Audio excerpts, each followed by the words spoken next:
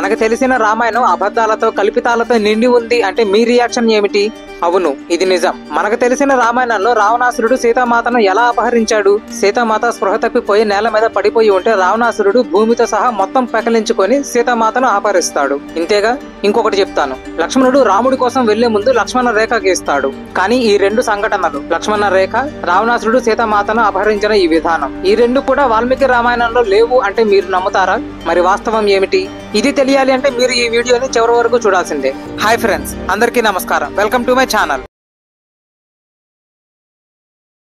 హిందువులు పరమ పవిత్రంగా భావించే గ్రంథాలలో ఒకటి, ఇతిహాసాలలో ఒకటి రామాయణం. కానీ ఈ రామాయణాన్ని చిత్రీకరించే ఎన్నో సినిమాలలో, సీరియల్స్ లో ఎన్నో కల్పితాలు ఉంటాయి. అసలు సీతామాత అపహరణం ఎలా జరిగింది? శూర్పణఖ మాటలు విని రావణాసురుడు సీతామాతను అపహరించడానికి నిర్ణయించుకుంటాడు. దానికోసమే సహాయం చేయవలసిందిగా మారీచుడి దగ్గరికి వెళ్తాడు. మారీచుడు ససేమిరా నా వల్ల కాదు, నేను సహాయం చేయను అని అంటాడు. రావణాసురుడిని కూడా రాముడి జోలికి వెళ్లొద్దు అని చెప్తాడు. కానీ రావణాసురుడు మారీచుడి మాటలు వినడు. నాకు సహాయం చేస్తావా లేకపోతే నిన్ను చంపేయమంటావా అని మారీచుడిని రావణాసురుడు బెదిరిస్తాడు. అప్పుడు మారీచుడు, నేను గనక వెళ్ళానంటే నేను మళ్ళీ తిరిగి రావడం అంటూ ఉండదు, నేను ఖచ్చితంగా చచ్చిపోతాను. వెళ్లకుండా ఇక్కడ ఉండి నీ చేతుల్లో చచ్చిపోవడం కంటే వెళ్లి అక్కడ రాముడి చేతుల్లో చచ్చిపోవడం ఎంతో మంచిది అని సరే అని ఒప్పుకుంటాడు మారీచుడు. అందరికీ తెలిసిందే, బంగారు లేడిగా మారి మారీచుడు సీతారామ లక్ష్మణులు ఉన్న ఆశ్రమం చుట్టూ తిరుగుతూ ఉంటాడు. మొత్తానికి సీతాదేవి కంట పడతాడు. ఆ బంగారు లేడి కావాలి, తీసుకురమ్మని రాముడితో పట్టుబడుతుంది సీతాదేవి. ఇక్కడ దాకా అందరికీ తెలుసు. కానీ దీని తర్వాత వాల్మీకి రామాయణంలో వాస్తవంగా ఉంది మాత్రం చాలా కొద్ది మందికే తెలుసు.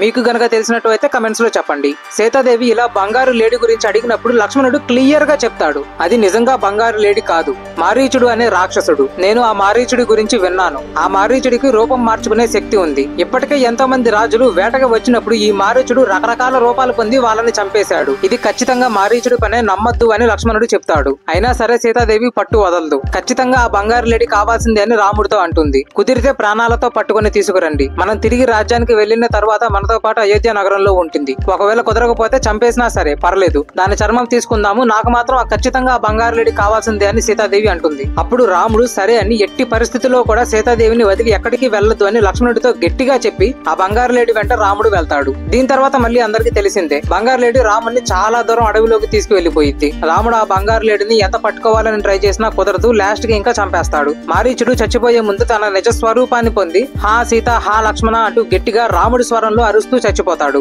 ఈ అరుపులు విన్న సీతాదేవి రాముడికి ఏదో అయ్యింది అని లక్ష్మణుడిని రాముడి కోసం వెళ్ళమని అంటుంది. ఇక్కడ కూడా లక్ష్మణుడు సీతాదేవితో క్లియర్ గా చెప్తాడు, రాముడిని ఎవ్వరూ ఏమీ చెయ్యలేరు అని, సమస్త దేవతలు వచ్చినా సరే రాముడిని గెలవలేరు అని అంటాడు. లక్ష్మణుడు ఎంత చెప్పినా సీతాదేవి నమ్మదు. పైగా లక్ష్మణుడిని భరతుడిని నిందిస్తుంది. నువ్వు భరతుడు ఇదంతా కలిసి కావాలని ప్లాన్ చేశారు, భరతుడేమో రాజ్యం పొందాలని, నువ్వేమో నన్ను పొందాలి అని. అందుకే రాముడు ఇలా ఆపదలో ఉన్నా అట్లాగా అరుస్తూ ఉన్నా కూడా రాముడి మాటలు విని నువ్వు వెళ్ళట్లేదు, నువ్వు నన్ను పొందలేవు, అది ఇది అని ఇంకా ఎన్నో మాటలు అంటుంది లక్ష్మణుడిని. లక్ష్మణుడు ఈ మాటలన్నీ వినలేక, మీరు అంటున్న ఈ మాటలు అన్ని కూడా నాకు కాల్చిన 2 బాణాలని నా చెవుల్లో గుచ్చినంత నొప్పిని కలిగిస్తున్నాయి. సరే, నేను రాముడి కోసం వెళ్తున్నాను, కానీ మేము తిరిగి వచ్చేసరికి మీరు ఇక్కడ ఉంటారు అని నేను అనుకోవట్లేదు. ఒక రకంగా చెప్పాలంటే లక్ష్మణుడు ఇలా మొత్తం అన్ని ముందే చెప్పేస్తాడు. అలా రాముడి కోసం లక్ష్మణుడు వెళ్లబోయే ముందు అక్కడ ఉన్న వనదేవతలు అందరినీ లక్ష్మణుడు ప్రార్థిస్తాడు సీతాదేవిని కాపాడమని. ఇదంతా రాక్షసుల మాయ, సీతాదేవికి ఏదో ముప్పు ఉంది అని లక్ష్మణుడు ముందుగానే గ్రహిస్తాడు. అందుకే రాముడి కోసం వెళ్లేటప్పుడు కూడా వెనక్కి తిరిగి చూసుకుంటూ వెళ్తాడు. అంతేకాని నిజానికి ఎక్కడ కూడా వాల్మీకి రామాయణంలో లక్ష్మణుడు లక్ష్మణ రేఖ గీసినట్టు లేదు. మీకు ఈ పూర్తి సిచ్యువేషన్ మీద వాల్మీకి రామాయణం ఆధారంగా ఒక డీటెయిల్డ్ వీడియో కావాలి అంటే కమెంట్స్ లో చెప్పండి, చేస్తాను.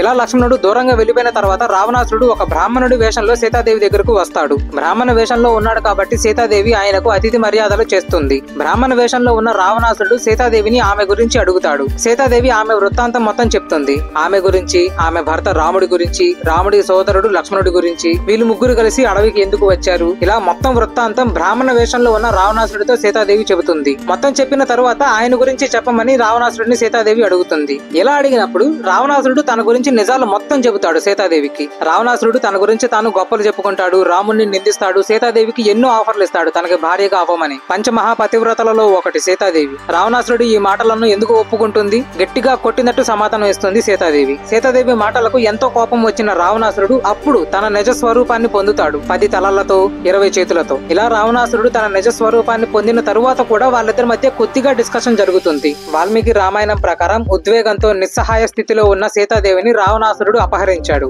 కానీ ఎలా? వాల్మీకి రామాయణంలో చెప్పింది అయితే బుధుడు తన తల్లి అయిన రోహిణిని ఎలా పట్టుకుంటాడో అలా రావణాసుడు సీతాదేవిని పట్టుకున్నాడు అని ఉంది. కానీ ఎలా?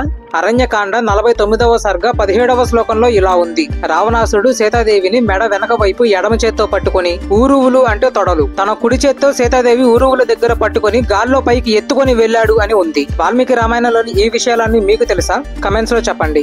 ఇక్కడ మీకు వచ్చే ఒక అనుమానం ఏమిటంటే రావణాసుడికి శాపం ఉంది కదా, ఎవరైనా ఒక స్త్రీని బలాత్కారంగా పట్టుకున్నాడు అంటే తన తల పగిలిపోతుంది అని. మరి ఇక్కడ ఎందుకు పగలలేదు? దీనికి పెద్దలు 2-3 రకాల వివరణ ఇచ్చారు. ఒక వివరణ ప్రకారం ఎన్నో విద్యలలో నిపుణుడైన రావణుడు సీతాదేవి నీడను పట్టుకుని ఆమెను అపహరించాడు అని అన్నారు. ఇంకొక వివరణ ప్రకారం ఊరువులు అంటే సహజంగా తొడలు అని వాడతారు, కానీ ఇక్కడ మాత్రం ఊరువులు అంటే తొడలు కాదు, పాదాలు. బుధుడు తన తల్లి రోహిణి పాదాలు పట్టుకున్నట్టు తన దైవమైన లక్ష్మీదేవిని లంకకు రావలసిందిగా ప్రార్థించాడు అని ఇంకొక వివరణలో ఉంది. రావణుడి దైవం లక్ష్మీదేవి ఏమిటి? వైకుంఠ ద్వార పాలకులైన జయ విజయులలో ఒకడు ఈ రావణాసురుడు. శాపవశాత్తు ఇలా రాక్షసుడుగా పుట్టాడు కాబట్టి లక్ష్మీదేవిని తన దైవం అని అన్నారు. ఇంకొక వివరణ ప్రకారం రాముడు బంగారు లేడి కోసం వెళ్లే ముందు నిజమైన సీతాదేవిని దాచిపెట్టి అక్కడ మాయా సీతను ఉంచాడు అని ఉంది. కానీ ఇది మాత్రం పర్సనల్ గా నాకు సరైనది అని అనిపించలేదు. ఎందుకంటే ఒకవేళ నిజంగా అక్కడ ఉన్నది గనక మాయా సీతయే అయితే సీతాదేవిని అపహరించిన తరువాత రాముడు ఎన్నో సందర్భాలలో ఎంతో ఏడుస్తాడు, బాధపడతాడు. మరి అపహరించింది మాయా సీతని అని రాముడికి తెలుసు కదా, మరెందుకు అలా బాధపడతాం? ఇలా ఎన్నో వివరణలు ఉన్నాయి. ఇవన్నీ కూడా సీతాదేవి పాతివ్రత్యాన్ని నిరూపించడానికే. కేవలం పట్టుకున్నంత మాత్రానే పాతివ్రత్యం పోతుందా?